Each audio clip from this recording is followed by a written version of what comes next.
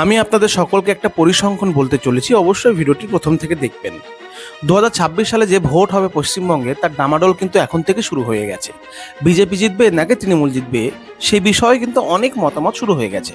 আমরা সকলেই জানি 2024 সালে যে ভোট হয়েছিল লোকসভা ভোট, সেই ভোটে 45% ভোট পেয়েছিল তৃণমূল কংগ্রেস আর 38% ভোট পেয়েছিল বিজেপি সরকার। তাহলে আর কিছু পার্সেন্ট যদি বেশি পেত তাহলে বিজেপি সরকার অবশ্যই ক্ষমতা আসতো, কিন্তু তারা পায়নি, তাদের পাওয়া হয়ে ওঠেনি।